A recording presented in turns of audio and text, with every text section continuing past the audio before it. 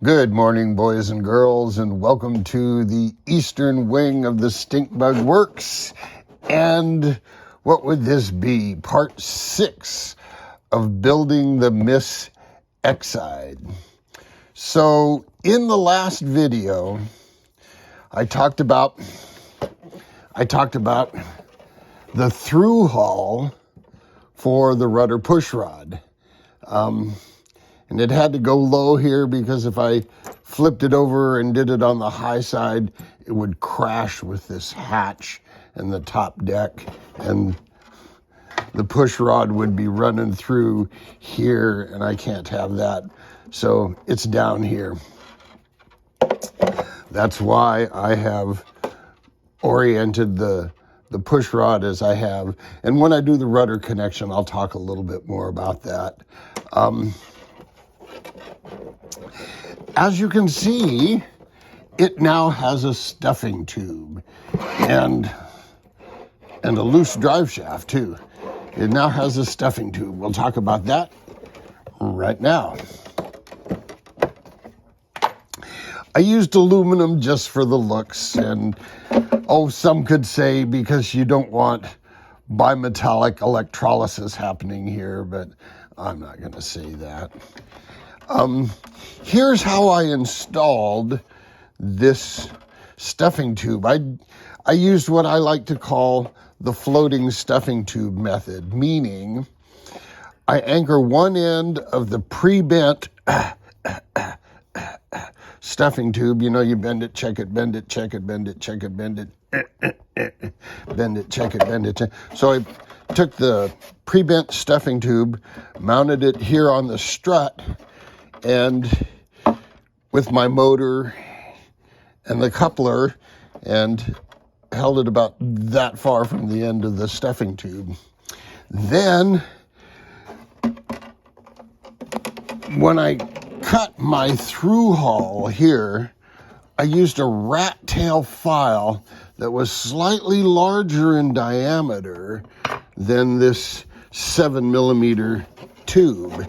And I did that so the stuffing tube would float. It wasn't actually touching any part of the hull. Boy, I'm too old for my voice to crack. Any part of the hull except the strut and the motor.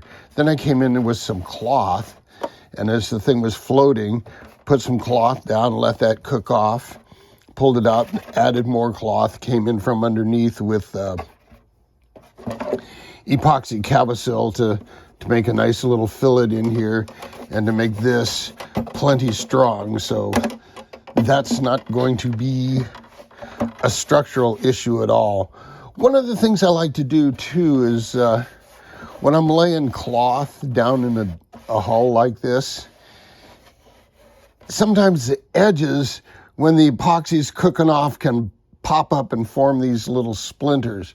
I like to go in with a bit of sandpaper and kind of knock off those edges, and then the next time I've got epoxy going, I'll just wet this out a little bit, wet it out and then wipe it off with a paper towel, and it'll clean all that up.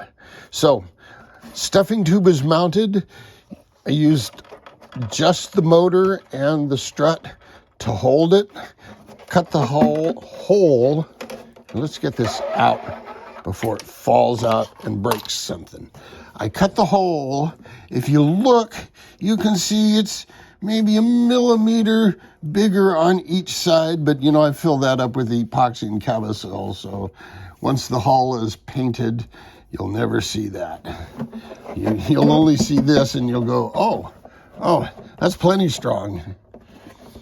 Okay, so the next step is going to be putting in a servo and hooking up this rudder linkage. Until then, boy, before I go, I want to share something with you. This is a Park tool. Who is Park Tools? They make tools for bicycles. These are bicycle cable cutting cutters, bicycle cable cutters. They will also cut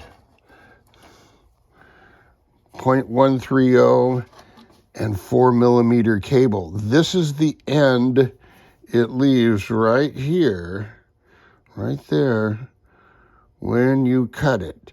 Now that's not perfect, but that's good enough that you can get it on a grinder and grind a nice little bevel in it like this. Or dip it in a solder pot and then brush it up and so forth. So there's a little tip. These things probably aren't cheap. They're hefty. And if they're hefty, that means they're expensive. Welcome to the world of tools, right? But this is a good tool for trimming cables. Otherwise, you're out there with your Dremel wheel or something, because you can't cut cables with, just the jaws that go together like that. If you notice, these capture the cable, and then once it's captured, clip it so the shards can't pop off in all directions. So that's a nice tool to have. Okay, now I can jet out.